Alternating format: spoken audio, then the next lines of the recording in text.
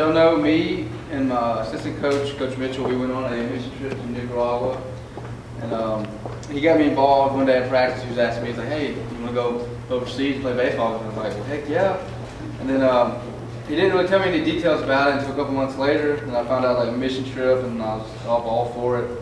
And then this is the day we left. This is about at, I'd say, what, 3:30 in the morning at Nashville Airport. Right when everybody got to meet everybody, and we were so far out of it. And then here's actually, in the next picture,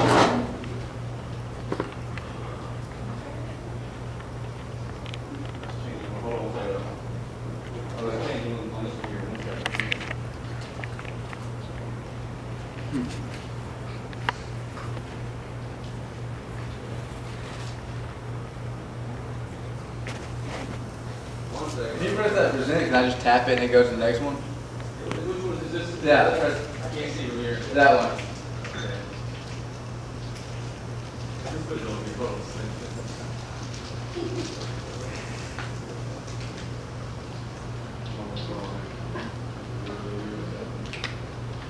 Let's see what happens.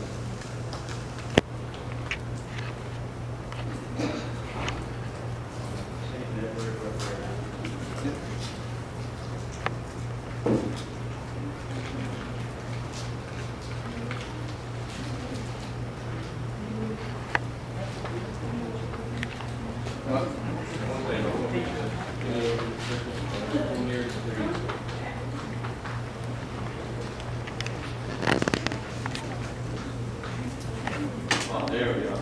All right, and then there's actually us on the plane. We flew straight to Houston, which is about 2 hours, and then we flew to Tegucigalpa, which is about a 3-hour flight. And that's us going right over Texas to Mexico. And then right when we landed, we had to go through customs, which took about 2 hours. And then we piled on this bad boy, this nice air-conditioned 18-passenger van with 17 people on it, and all of our bags. And it was about a 5-hour bus ride to actually where we were staying at. And then this is just the city going through Honduras where we landed. And if anybody's ever played Call of Duty, it looks just like the map Favela. Like there's all the houses, like on all the houses, like on all the mountains, there's these little just like cement houses. There's probably 100 to one side. And then right here is us crossing the border from Honduras to Nicaragua, which took about another 2 hours. And it was really sketchy. It was like people walking around normal with like machine guns, just walking around, just like checking your cars and everything. And then this right here is our bus getting fumigated. It was they all asked us to get off, and they came there with these huge, about the size around that table, just on their back, shoot these things like for mosquitoes, because there was mosquitoes going in and out of the border that was carrying some kind of diseases. And there's all of our bags, there, all of our gear, and then half of it was inside with all of us on this bus. And then this is where we stayed in the mission house. I know it looks pretty bad, but it was actually really cozy because it was warm right when you got in there, but during the night it got freezing. We had fans here and there, and then I was out at the mission house. And this is actually us on the first night. That's me, a guy from Tennessee, Jordan, a guy from Athens, and then Coach Mitchell at a milkshake place, which is the milkshakes probably cost 23 Cordovas, but that's $1 here. And some of them sat well with us, but some others didn't sit well with others. But this was one of the only clean place you could actually buy and eat stuff from there. Then this right here, like during the day, we split up groups. Like we went to breakfast, and then other people, we would either go to do mission work or we go to the baseball camp. This day, there's Coach Mitchell right there. We went to do mission work, and this right here is a house of a five-member family right here. And they went and put a roof on it the week before. There's one of the sides of the building, and then there's the exact opposite side. So that's all that they have in that little space. And then right when you walk out of there, there's a room about half of this rug right here. That's their shower, bathroom, and kitchen all in one. And then here's actually me and a kid that we did work on his house. His name was Ayul. I think he said he was 2 years old. We built a roof for his kitchen. Him and his sister, I think, was the only people there that day, but we built a roof for him. And this is one of my buddies that I met down there, Ross Cody, playing Simone Says down there. And then all the kids, these kids right here will follow you day and night until they actually have to go home. Till 6 in the morning we wake up, till 1 o'clock at night when we're gone. And this right here is the day I did mission work. We actually built, we're standing under a roof for this girl's oven that's outside. It's made completely out of dirt. And because it was getting tore down from the rain and storm, so we went in there and built a roof for it. And then this is where we did the baseball camps.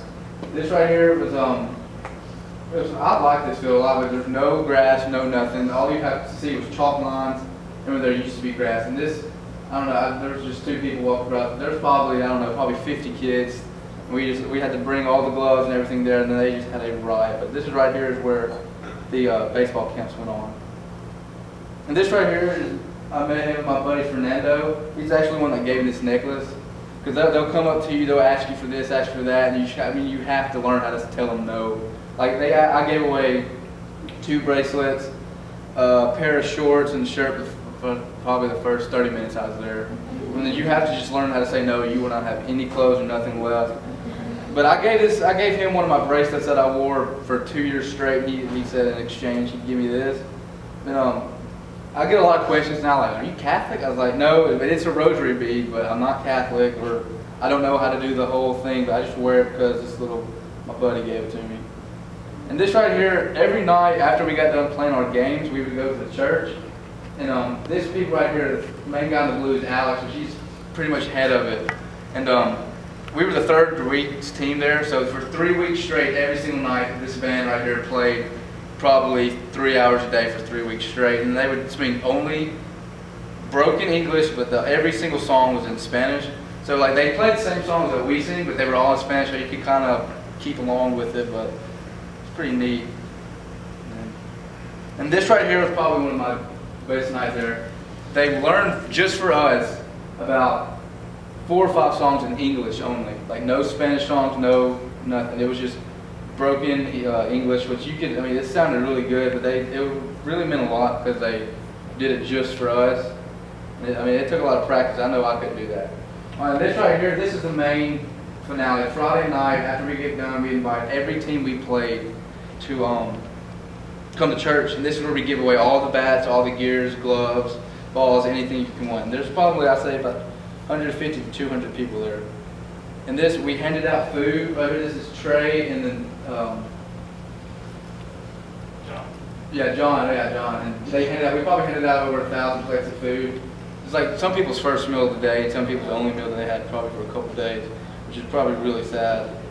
And then that and drinks. And then, I mean, anybody's welcome. You can see, like, there was probably 4 or 5 dogs just walking through the church. Nobody, it's normal. I mean, people have dogs sitting here and there. They pop on stage. And this one, he came for some food, probably. And these are me and a couple of the kids after the church service. I don't know by name. The one on my left with the hat, my hat on, is Jimmy. And then there's Francisco, Fernando, and I forgot the 2 other ones. But they were like the ones that hung around us. They knew probably a couple of English words, so I had to use my broken Spanish to learn it.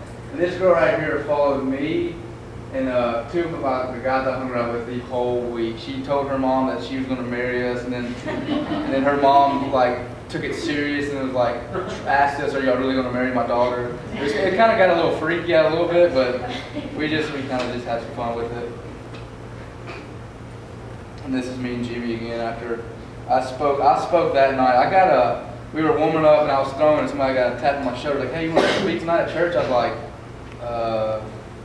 I guess I'll do it. So I came up there that night. I just free willed, and it was crazy. All right, now this picture, you can see in the middle is a rooster. We had a 9 o'clock game, and me and a couple of guys figured it out that we could sleep until 7:30, 7:45, still get breakfast and still make the day. But we had to get up at 6 o'clock this day, so you're looking at our alarm clock that they caught and put in the room next to us. So then all of our phones were in there and like from charging. So we walked in there, had no clue. We saw this box, and the next thing you know, we just see this figure fly in front of us. It was the scariest thing I've ever seen. Like, it freaked me out. It was like 6 in the morning. All right, and then this next picture is a little Transformation Tuesday for this poor little rooster.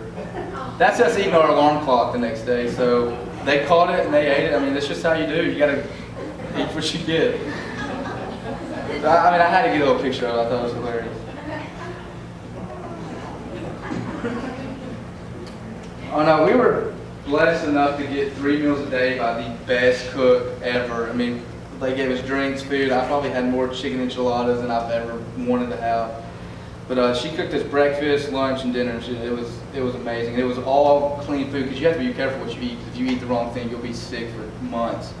And actually, one of my friends ate a piece of lettuce, one little strip of lettuce that got washed in Nicaraguan water. And on the whole plane ride, he worst plane ride. He was sick the whole way.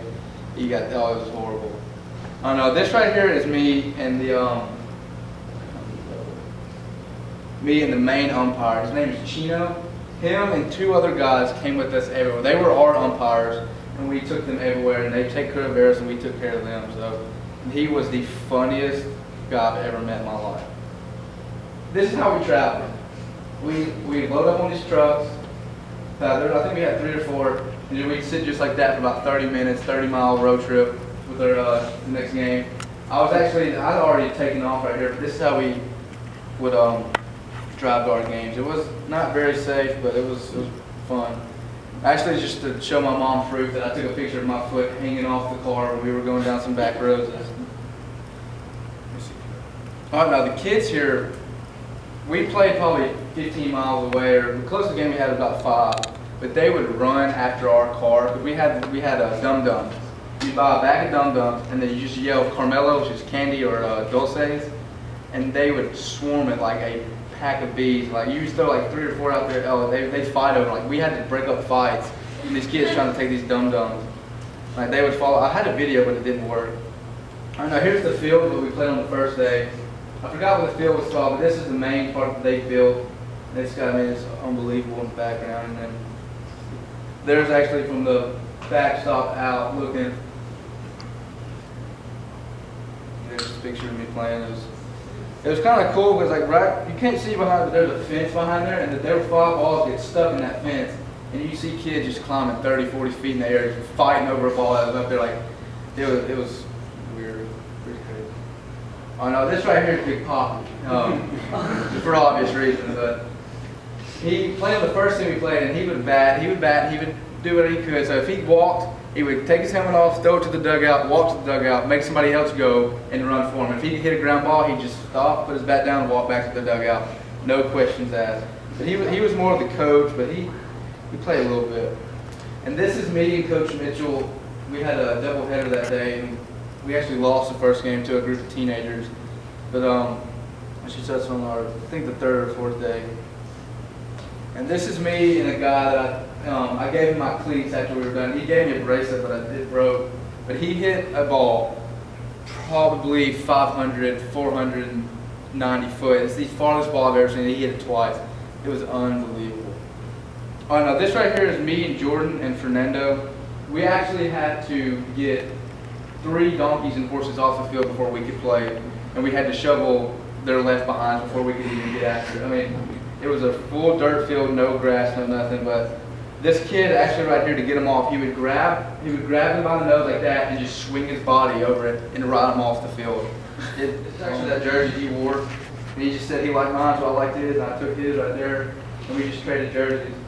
And then I traded this one right here for bat and gloves, which is kind of a mistake that I didn't have bat and gloves the rest of the week. But yeah, it's like this is one of the professional teams out there. That's what they told me. And then I just traded this one because he asked me to do it, and I just did it. I think that means the Stars. And this is probably my favorite one, the Wee Willie, because it's like nice and colorful and everything. But so I wore that one most of the week. And this is just both teams coming together after the game. I know this is I think this was the last day we played. Before the game, we took a picture with everybody, just the other team. And here's actually the group that I went with. People ages from, I don't know, 40 down. I think there was a kid that was in the 9th grade there. That was the youngest one that came with us. Then this is me and a bunch of the kids that I forgot how this Jimmy right there in the white, Francisco, and then the other two kind of followed around. There's that little girl that wanted to marry me and my buddy, but it was kind of funny. She's the cutest thing ever. That little niña. And then here's me, Jordan Holler, and Ross Cody. The middle one's from Tennessee, the other one's from Texas. But we still keep in contact today. The one in the middle is going to Western Kentucky, and then the one right here is he's the main film producer, editor for Texas Tech football team. I actually saw him on TV the other day. I texted him asking for an autograph. And this is me and Coach Mitchell after our last game. He got to come in and close the last game. I got to catch him. It was a pretty cool moment getting to catch my high school coach after we got the big dub at the end of the day. I know this is on our way back. Just taking pictures, trying to see. It's kind of unreal. And then this is a restaurant. I thought it was kind of cool. It's the Pollo El Loco, which means like the crazy chicken. Which I thought, I mean, it's just kind of cool because they cook it outside and then you just come by and buy it however you want to do it. So I think that's more. Yeah, it's just some of the cities and towns. Just again, that's the view from our hotel room the last night in Honduras where we stayed. And this, just a bunch of kids and dogs and her mom. I think it was the parents' shop. And this is a panoramic picture I took at the Goose of Golf. We actually went to the top of the mountain. There's a big Jesus sculpture up there. I didn't get a picture of that because it was locked, the gates. But I think that's the last one I took. Yeah, but it was definitely probably the highlight of my life so far. And I'm going back next year. Me and Coach Mitchell already plan on going back. And we're trying to invite more people we know. And it's definitely easy to go down there thinking, oh, you're on this Jesus high, like because you're surrounded by it 24/7. But once you get back to the States, it's kind of hard to stick to it. I definitely fell a little bit off the map, and then definitely in the summer I was a little hellion just about in the summer. But this trip definitely was an alarm clock for me, and it definitely got me back on track. But it's not easy. It's easy to be down there by all those people saying, yeah, I'm going to go back. Nothing, I'm never going to sin again. But that's just, you can't, it's impossible. But it definitely was a great trip. And this looks like we had a lot of fun, which we did. But there was a lot of serious moments. Like every day after breakfast, we'd have a devotion for about 2 hours. And we'd share testimonies and everything. And actually, I met those guys one day. I told them that maybe two people in the whole world know about it. But they all know. It was just, they just felt comfortable around everybody. It was definitely a good trip, and I'm ready for next year, so thank you.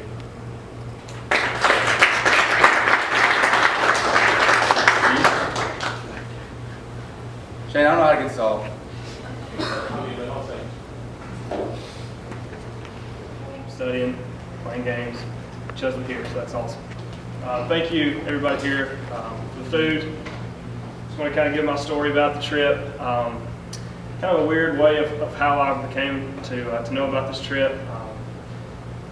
A guy that I played baseball against, he was a coach when I was in high school, had been on these trips several years, and he actually got in contact with one of my buddies who I didn't even know was a Christian, and told him about this mission trip and said, do you know anybody else that might want to go? Well, long story short, we reconnected for the first time since high school, and that was this probably back in October 2 years ago. So it's pretty awesome. How I got to go on the trip was about $2,000. Kind of the whole theme to my trip is the power of prayer. I spent many hours doing wood cutouts, that you see hanging on front doors and stuff. I have zero craft bones in my body. The Lord blessed me with being able to cut in a straight line, I guess. My wife traced all these letters, and we spent hours up cutting those. I raised enough money to pay for my trip. That was awesome. I had a couple people gave me some money just for donations or whatever, and that was awesome too, because I really didn't even have to work to do that after spending so much time doing it. I went on the trip. I went to Honduras in 2008. I had been before. I knew what to expect. little did I know that this was going to be probably the most impactful trip days that I've ever had in my life. It was just crazy how things happened. Crazy how things happened, how things lined up into place, put the right people on this trip, guys that I've never met before, that live hours from, but we kind of struggled with the same things. And like Bret said, the times that we had together in those testimonies and in those devotions, it was apparent that we were all put on that trip for the same reason. I'll start out with some of my jerseys. Basically, we were the last week that were there. The missionaries that were there spent 3 weeks in a row down there. So what they do is the teams that we played, they knew that we were going to be there the last week, and this is their last chance to get an American jersey. So I think, Bret, we got the best jerseys that were down there. This right here was, this guy, actually, his glove broke. He used my glove every inning. The next day he came back, brought me a bracelet as well, and he traded jerseys with me. An umpire, one of the old umpires, just walked up to me and gave me this. These are things that I'll always remember, I'll always hang on to, just because of the times that we had. This one I traded for a pair of pants. There was a coach and he needed a pair of baseball pants. I mean, right now we could go to Walmart and buy a pair of $10 baseball pants. This guy needed baseball pants and he had a jersey.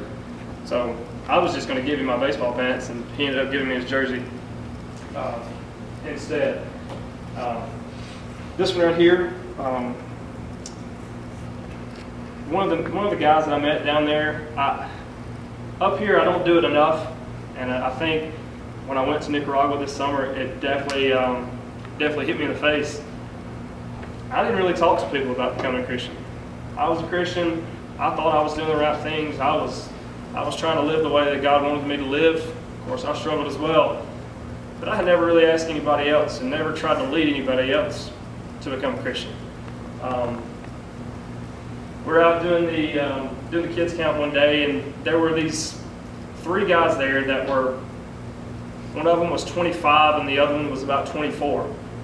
Now, they were 8, 9, 10-year-old kids at this kids camp, so you can see that these men stood out. So kind of asked about them, and they said one of the guys was a big drug addict.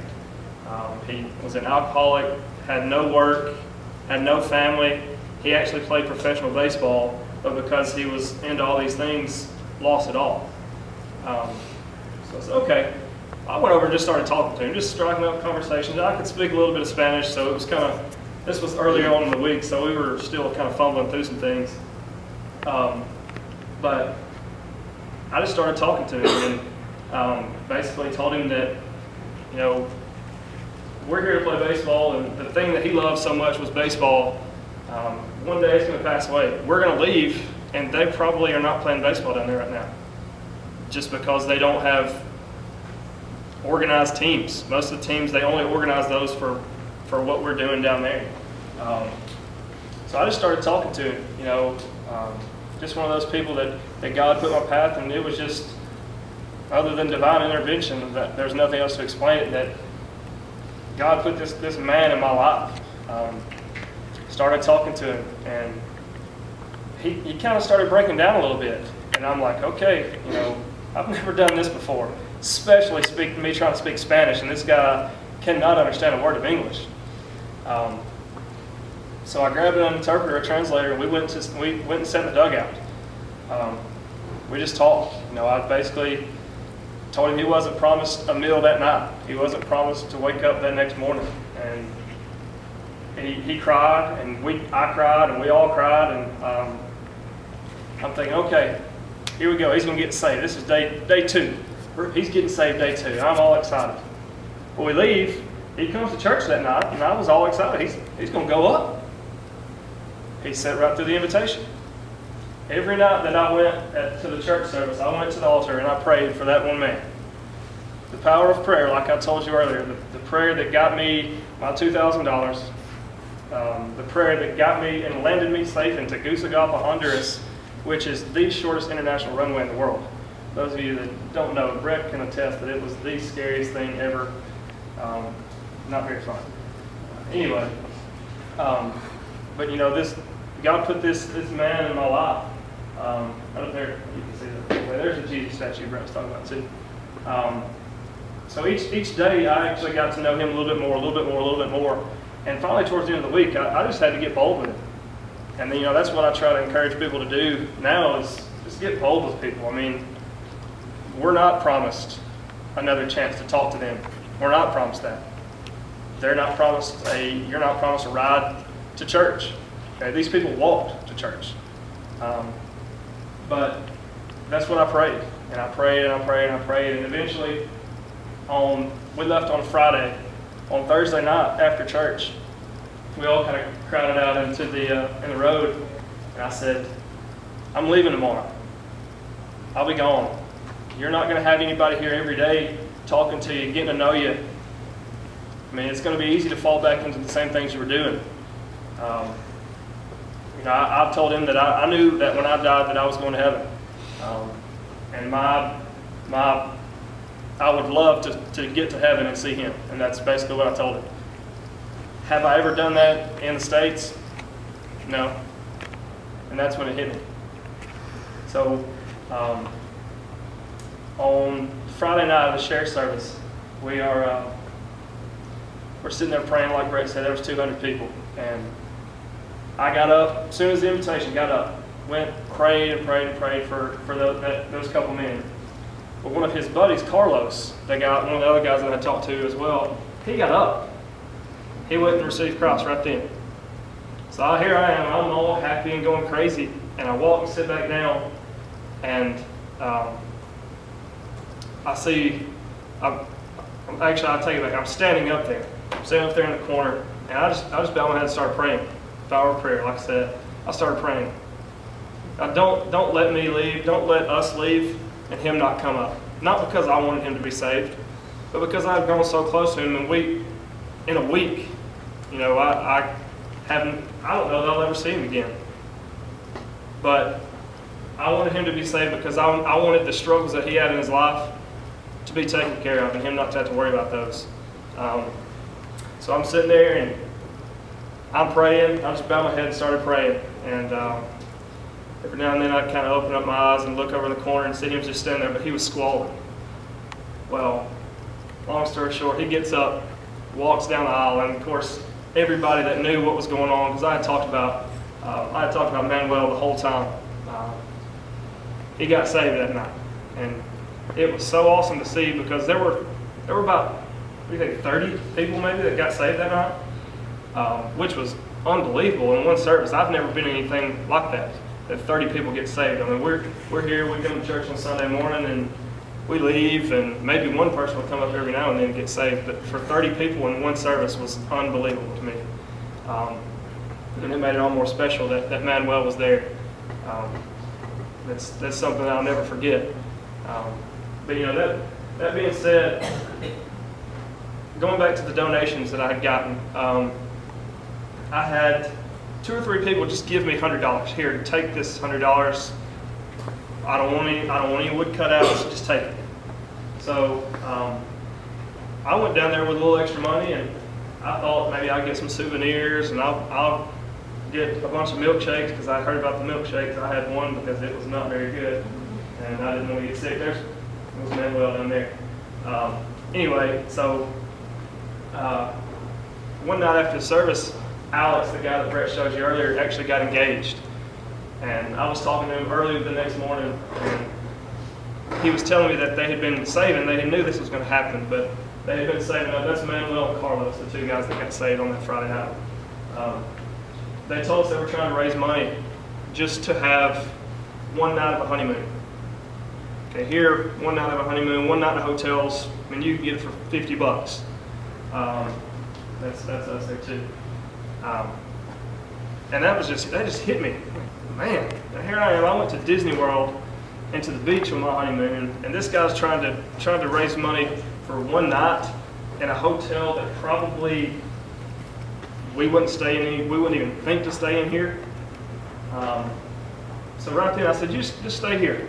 And I had just been praying for him, and I got up and I went, and I had my money. I gave him that money. I said, just me to you, take this. That I could give these people here, and I had been contemplating that and praying about it. Here, I'm going to go buy all these people food. I had $300. I'm going to go buy these people an unbelievable singer. I knew that that money could make him a whole lot more valuable than the pair of jeans that I gave somebody, or the glove that I gave somebody. So that God just put that on my heart. Just give it to him. You'll never know the blessings that people will get just from the blessing you gave to him, and that was an awesome thing to do for me. It just kind of hit me because I'm married and have been through all that, and the thought of that kind of wedding for them was not even feasible.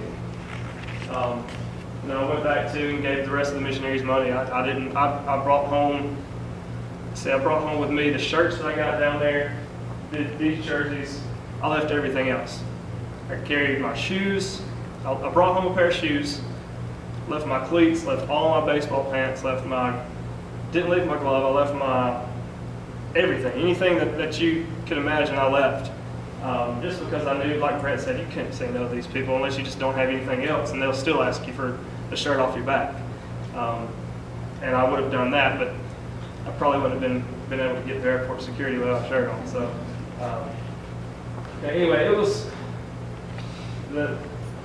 I went down there and just was challenged so much by not just the people that I met daily out in the communities, but the guys that were there. I mean, this guy here played professional baseball, and found himself nearly dead on the streets one night because he had almost overdosed on drugs, he was drunk, and he had been beat up. Now this guy's saved and runs a Christian-based hitting facility up in Nashville somewhere, and just the testimony that he has, here I'm thinking, I'm struggling, going crazy about landing a plane in Tegucigalpa, and things could have been much worse. So that was the main trip for me. I mean, the thing about the trip for me was just not to give people things, even though I did. I was more worried on giving them something eternal, giving them God. And getting back from the trip, I was on a high. I get back from the trip, and I don't do public speaking. Hated speech class in college. Cannot stand getting up in front and talking to people. I get back.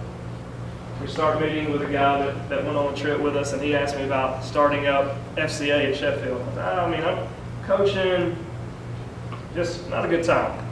What about first priority? Do you need anything with first priority? We've already got that. That was kind of, we left it at that. That was at 5:30 on Friday morning. At about 11:15, I sit down to eat lunch. One of the teachers walked up to me, and Coach Mitchel, giving me chills talking about it.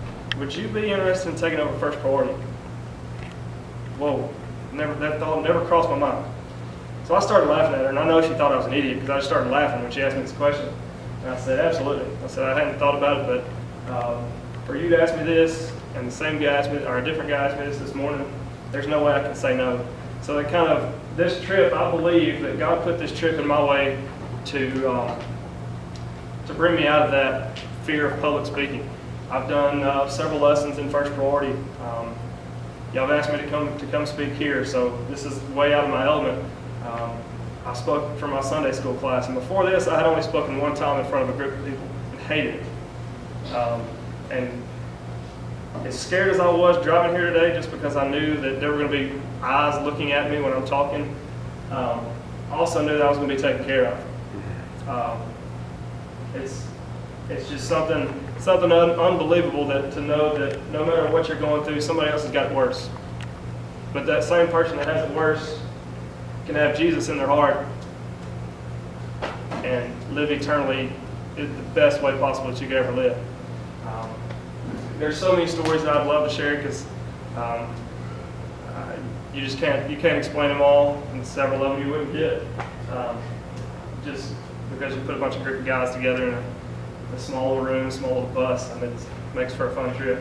But my thing is, the power of prayer. So whenever you might have struggles, I know you have struggles. I have struggles. We all have struggles. Nobody's perfect. There's only been one perfect person. Just remember the power of prayer. That's kind of what I go back on from, whether it might be getting into a college, whether it might be passing a test. God's always got a plan for your life, and there's always something better than you could actually ever imagine. So that's just my challenge to y'all.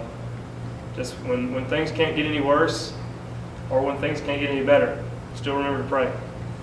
So remember to pray and seek Jesus always. All right? Good?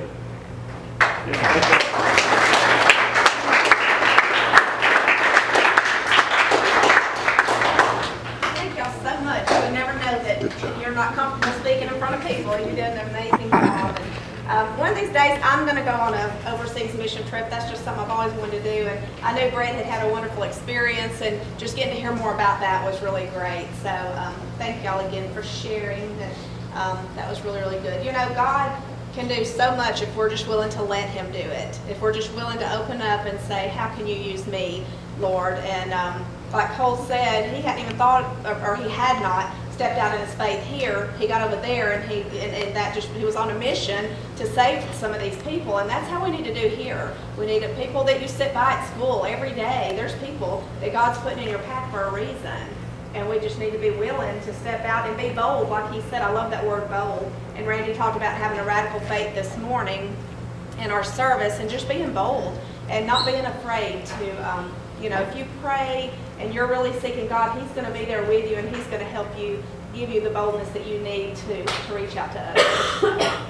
Let's see, Shane. Where does Shane go? Where's Shane? Oh, are you going to do another song? Or? That's something I've got now. Okay, we good? Okay. All right, thank you.